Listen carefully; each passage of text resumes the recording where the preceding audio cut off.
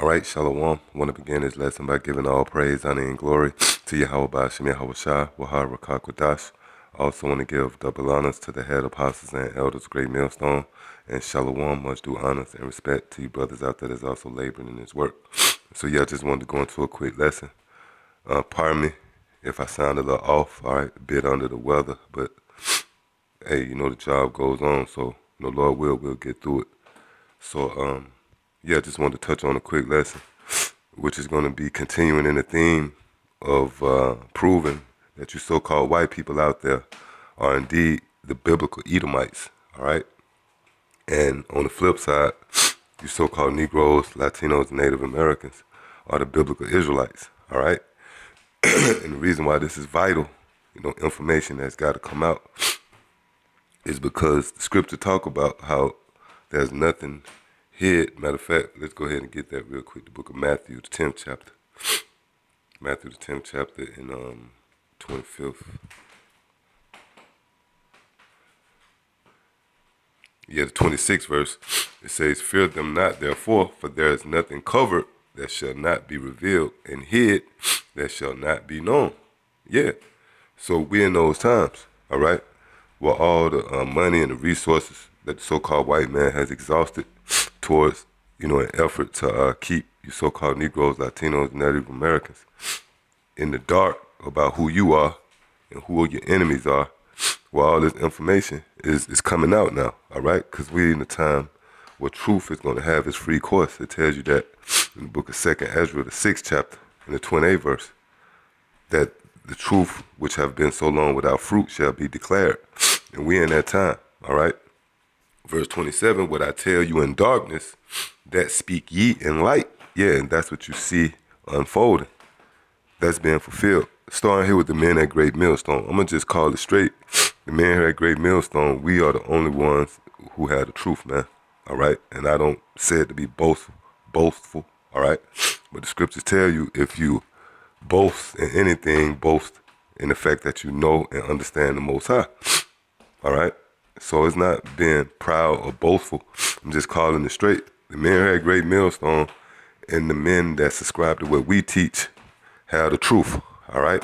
The scripture talks about there's one truth in the book of Ephesians, the 4th chapter. Matter of fact, let me go ahead and get that and I'll go back. All right? Book of Ephesians, 4th chapter.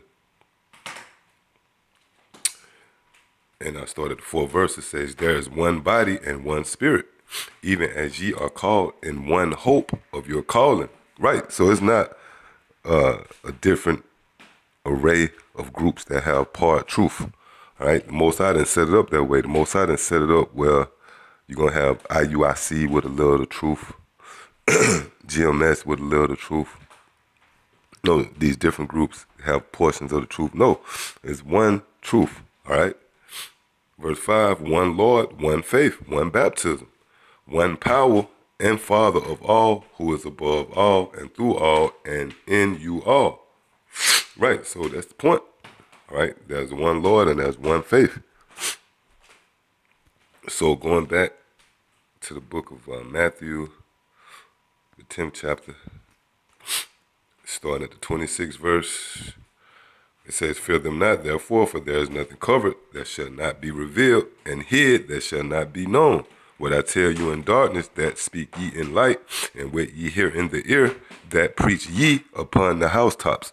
And that's symbolic to the internet, all right? So we pushing out this information, but why? Because the Lord gave it to us. He whispered it in our ear. Matter of fact, let me go ahead and get that. Book of Amos, 3rd chapter. In the 7th verse, "Surely the Lord power will do nothing, but he revealeth his secret unto his servants, the prophets." Right, so the Lord reveal his secrets unto us. Is our duty to shout it out from the rooftop. And proving that the so-called white man is the Edomites of the Bible is a major prophecy, all right, that needs to come out. That information got to come out, all right? Why? Because the so-called white man, he deals under the shroud of deception, man. Okay, he can't tell the truth. It's too late in the game for the so-called white man to tell the truth. All right, he can't say, you know what, the so-called Negroes, Latinos, Native Americans are the Israelites. We the Edomites. Because then they would have to acknowledge the fact that would be acknowledging that we are the powers, we the sons of the powers of heavens and earth, man. Then that will prompt all these other nations to go after Esau, man. All right? It tells you that in Genesis, the 4th chapter.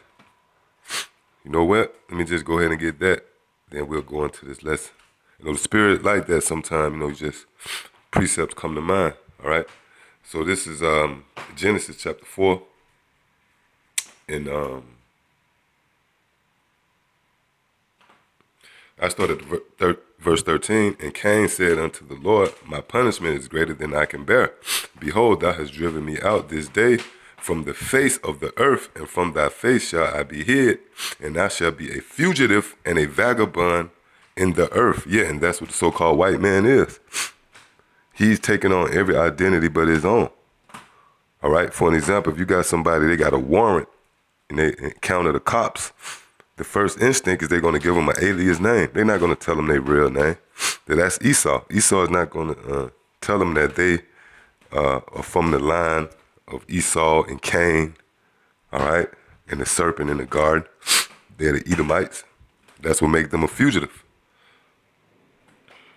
It says, and from thy face shall I be hid, and I shall be a fugitive and a vagabond in the earth, and it shall come to pass that everyone that findeth me shall slay me. Yeah, and this is dealing with finding out who is the so-called white man. So he can't say, well, you know what, I'm the Edomites. Because at that point, then all the different nations feel like they got the green light to kill this nigga, man. Because they know this is the one nation of people that the Lord have reserved no mercy for. All right? So with that, let me go into the book of Genesis, the 25th chapter. And I start at the 25th verse. It says, and the first came out red all over. Matter of fact, you know what? Let me jump up. This Genesis 25 started at verse 21. And Isaac entreated the Lord for his wife because she was barren. And the Lord was entreated of him, and Rebekah his wife conceived. And the children struggled together within her. And she said, if it be so, why am I thus? And she went to inquire of the Lord. Now what I want to do is I want to look up the word struggle. And this one word is going to say a lot, all right, as it pertains to who Jacob and Esau is today. Because we understand they actually struggled, but it goes a little deeper, all right? It's symbolic to something. So this is the definition for the word struggle. It says to crush, oppress. See? Oppress. Now we know, literally, inside of Rebekah's womb, now one of the twins could oppress the other. They was in the womb. When they struggled, that's symbolic to that struggle is going on to this very day. Until we delivered out of that womb. All right? And once we delivered, then we're going to take Esau into captivity.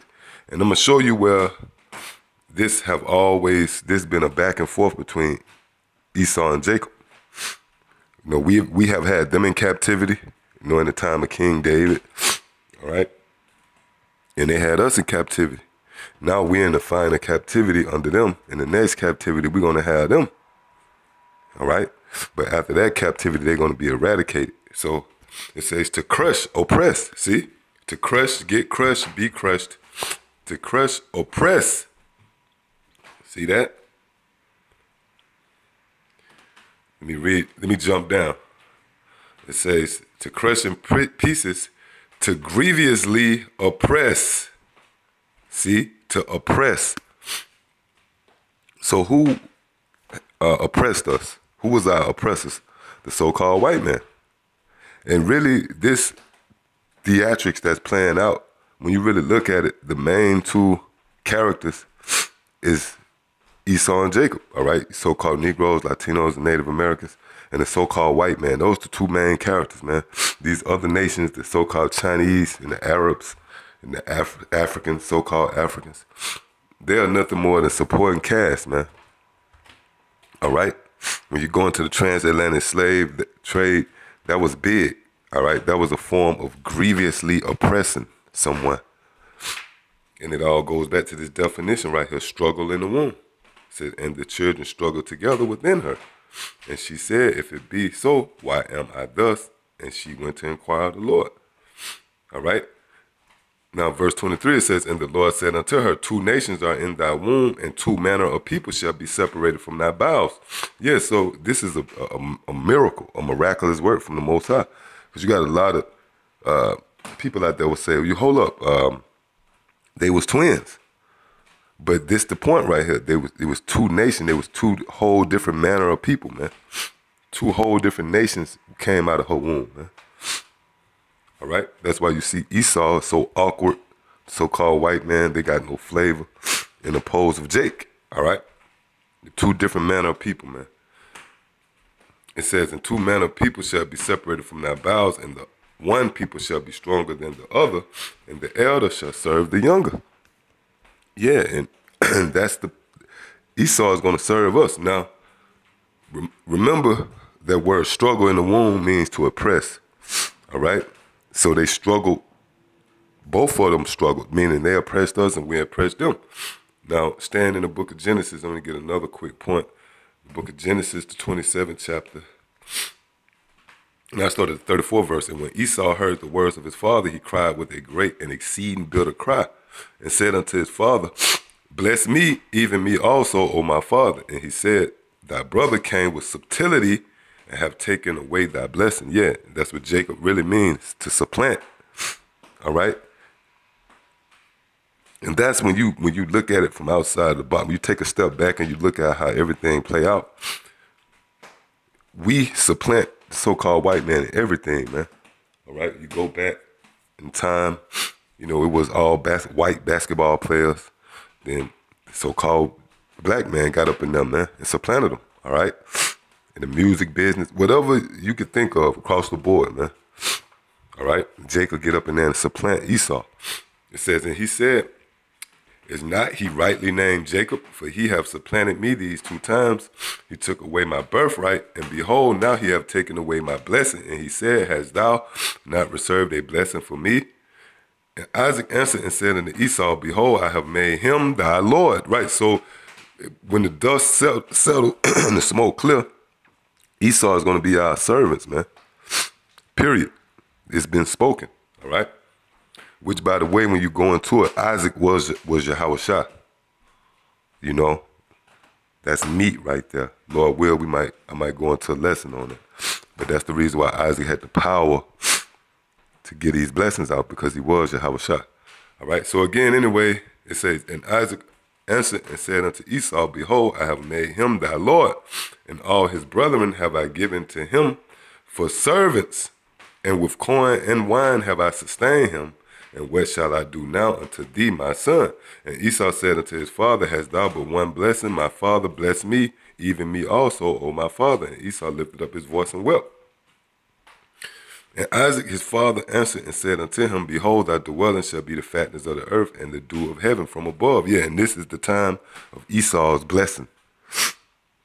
This is Esau's blessing. This is consolation, so to speak.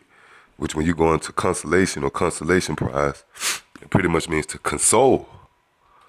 This is the Lord's way of consoling the so-called white man, because he's about to enter into a time that's going to be real dramatic, man.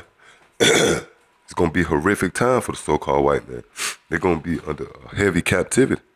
So this time where the Lord put him in power is a form of the Lord consoling Esau for what he's about to go through. All right, now let me read the point.